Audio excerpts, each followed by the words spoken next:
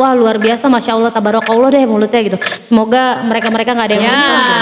Itu masya Allah tabarakallah. Red flag, enggak.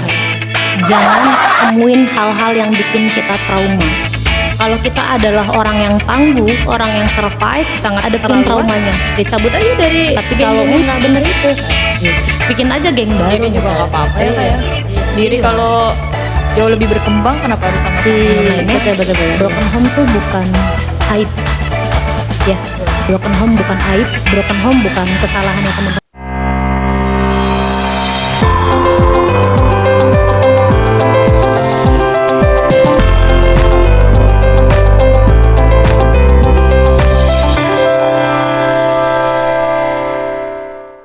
Ada beberapa momen aku ngerasa bahwa enough nih temenan sama mereka nih gitu kan. Enough-nya tuh dalam hal kayaknya gue nggak bisa ngebawa kata-kata mereka buat di sekolah gitu kan nggak mungkin kan gitu kan. Nah terus ada beberapa hal juga yang menurut aku cukup ya batasannya sampai sini. Misalnya aku minta tolong nih sama teman dekat, terus dia tuh kayak nyepelein atau gimana, oh sekali lo ya gue ingetin lo ya gitu kan.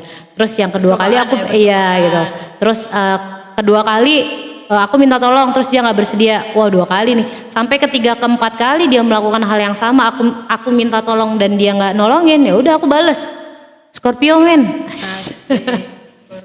Scorpio men.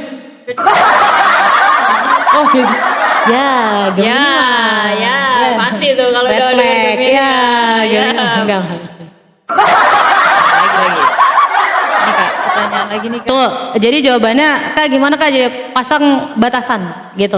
Kalau udah sekiranya menurut hatinya teman-teman sudah sangat keterlaluan, ya cabut aja dari geng-geng yang nggak bener itu. Asik.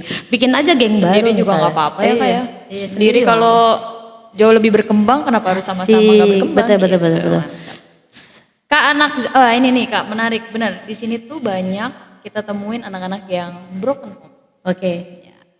Dia tuh di rumahnya nggak oke sehingga melampiaskannya di Sekolah. Oke. Menurut Kakak bagaimana sih cara penanganan yang paling tepat lah istilahnya untuk nanganin kenakalan-kenakalan anak yang broken home ini? Oke. Gini teman-teman, aku cuma mau pesan sama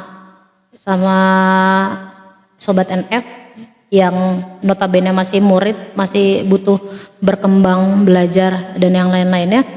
Broken home tuh bukan aib, ya. Broken home bukan aib, broken home bukan kesalahannya teman-teman. Nggak ada seorang anak, aduh jadi sedih. Musik sedih. Enggak. Ada aja. Nah, jadi ustaznya komedi ceritanya. Nah, broken home tuh pertama bukan aib, kedua nggak ada seorang anak yang dia lahir, tumbuh dan berkembang pengennya, gue pengen dari keluarga broken home aja, nggak mungkin gitu ya gitu kan. Tapi aku berani pastiin satu hal teman-teman, satu hal yang harus kalian ingat.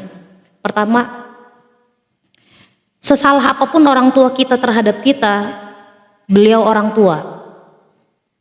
Ya, aku cuman punya nasihat yang sampai sekarang aku jadiin prinsip dari guru aku. Beliau bilang, sekalipun orang tua kita berbuat salah sama kita, sekalipun kita menobatkan orang tua kita sebagai orang tua paling durhaka di muka bumi, tapi kita masih bisa hidup sampai hari ini gara-gara orang tua itu, gara-gara orang tua durhaka itu. Mereka lebih baik daripada kita. Kita masih diizinin hidup, itu mereka lebih baik daripada kita. Jadi nggak suka boleh sama orang tua kita, boleh, benci yang jangan. Ya, benci yang jangan gitu. Karena balik lagi, mereka pun pasti punya alasan di balik pecahnya keluarga. Teman-teman gak disayang di keluarga, ya nggak apa-apa, teman-teman masih punya perasaan sayang walaupun sedikit sama orang tua. Jauh lebih baik begitu. Karena teman-teman masih dikasih hidup sampai sekarang, sampai detik ini teman-teman masih dikasih hidup, nggak usah dikasih uang jajan, nggak usah dikasih makan deh, teman-teman masih dibiarin hidup sama orang tua. Di detik ini juga orang tua teman-teman masih baik banget. Berapa banyak kasus di luar sana orang tua bunuh anaknya. Betul. Bukan cuman gara-gara broken home, bukan, tapi gara-gara emang anaknya ngeselin. Iya betul. Gak bisa ngasih makan, akhirnya digugurin dan yang lain-lain, akhirnya dititipin di panti asuhan. dibuang gitu aja. Itu mereka yang di panti asuhan masih dikasih hidup pun masih bersyukur, dibanding yang keluar gorok dibunuh berapa banyak gitu kan. Balik lagi ke perkara broken home tadi, teman-teman, yuk kita jangan terus-terusan ngelihat kesalahan orang tua, jangan, cukup di kita aja. Kita dibenci sama orang tua, kita yang nggak boleh balas dengan kebencian. Kita nggak dianggap, ya kita nggak boleh balas dengan, ya gue mah nggak nganggep lah orang tua gue. Oh nggak bisa. Betul. Gitu. Karena sesimpel suatu hari kita akan jadi orang tua. Apakah kita pengen diperlakukan seperti itu? Enggak. Sih. Gitu. Kita kedepannya adalah kita yang sekarang. Kalau kita terus-terusan menghakimi kondisi keluarga, ngejadiin itu alasan kita cari perhatian, nakal dan yang lainnya, cukup. Terlalu naif, bullshit kalau kata anak-anak sekarang. Dan kalian terlalu pick me. Ayolah sadar. Asik. Sadarlah. Perlu Ayolah dirupiah. sadar. Bisa rupiah juga Kak? Apa? Bisa Enggak rupiah. dong, masa semuanya aku bisa. Boleh kita nongkrong bareng lah. Aku adalah pemerhati anak-anak yang broken home tuh enggak tuh. Broken home gitu kan. Karena sebagian besar teman-teman aku broken home, dan mungkin kami akan bikin komunitas broken home Indonesia. Enggak. Tapi bagus Kak. Ide yang bagus itu. Dan saya setuju, mendukung secara penuh. Ada yang mau nanya lagi guys? Ini ada pertanyaan, cuma saya bingung arahnya kemana. Ini Boleh, ya. boleh kita arahin aja. Kak, gimana caranya menengahi apa menangani itu? Kenapa? Menangani teman yang egonya tinggi dan yang satunya koar-koar dan yang satunya malah makin nge-copy Arif. Coba tolong ditranslate. Nge-copy apa? Nge-copy itu apa nge-copy? Oh, ngikutin. Oh iya. Ngikutin. Plagiat. Gimana tuh Kak? Gimana cara menghadapi teman yang egonya tinggi, yang satu egonya tinggi, yang satunya koar-koar, yang satunya malah banyak banget temen kamu ya? Gimana kalau kita cari teman di tempat lain aja gimana? Iya, betul. Gimana kalau kita pindah tempat nongkrongan aja? Iya. Biasa nongkrong di mana kalian? Migacoan? Ya, betul, Gigaco. Gimana kalau pindah nongkrongnya di Tuku misalnya atau enggak? Oh, Warjo. Ya Warjo, boleh. Warungnya boleh. Brika. Seusia teman-teman tuh emosinya emang lagi labil-labil ya, gitu ya. Jadi kalaupun kalian bermasalah cuman gara-gara hal kayak gitu, kenapa aku bilang cuman gara-gara gitu? Itu kan sepele ya, Iya, gitu. betul. Tapi Yang bisa diselesaikan dengan baik. tapi buat mereka tuh kayak wow gitu. Balik lagi kayak yang aku bilang, kendalinya ada di kita. Kita masih mau terus-terusan sampai dewasa berteman sama orang kayak begitu, tapi kita ngambil hikmah atau kita cabut aja dari situ, gitu. Karena kan kita yang punya pilihan. Kita yang punya pilihan. Orang pentas karena pantas. Mantap. Wah, luar biasa. Yang susah dong, yang susah. Masya Allah. Jangan kalian Yang susah ada dong. di sini. Yang susah dong. Kayak misalnya Kak, kapan perang dunia ketiga nggak? Enggak. Itu masih dihitung. Karena kan dulu emang baru sekali-kali nih saya ketemu Kariza dan kali kedua ketemu dan Kariza udah luar biasa banget. Biasa di luar. Ada lagi nggak yang mau ditanya guys? Atau yang ada di sini boleh nanya, silahkan. Yang susah, Yang mau nanya, Yang susah. mumpung ada Kariza nih. Apa mau ada yang di hipnoterapi yang punya trauma? Kita ngomongin trauma nih. Hal yang paling sederhananya gimana Kak? Ayo Bruno Mars, Caca. Kalau di hipnoterapi Kak. Apa? Hal yang paling sederhana yang bisa dilakukan dalam hipnoterapi Maksudnya menangani gimana nih? trauma nih. Oh, Yang paling sederhana. Oke. Kak, gimana caranya ngilangin trauma? Aku akan nanya tergantung trauma apa. Sesimpel biasanya orang tuh geli sama kecoa, gitu ya?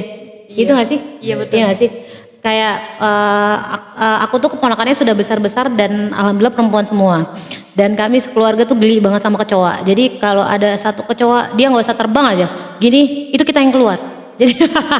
Jadi ada momen di mana malam-malam itu kecoa dari yang cuman begini, itu kami sekeluarga nggak tidur. Cuman gara-gara kecoa itu, gitu kan. Sampai akhirnya kami nih mikir, oh kita kalah ya sama kecoa ya. Akhirnya kita beli Iya baygon, lagi. kita matiin. Gitu. Jadi kita matiin. Terus gimana cara ngilanginnya? Ya tergantung ya teman-teman konteks traumanya tuh kayak gimana gitu. Kalau kayak ampe fobianya Raffi Ahmad, sorry Rambutan. ya rambutan itu emang perlu dihipnoterapi gitu. Tapi kalau yang sesimpel geli sama kecoa karena baunya dan yang lainnya nggak usah dihipnoterapi, ambil sapu dorong.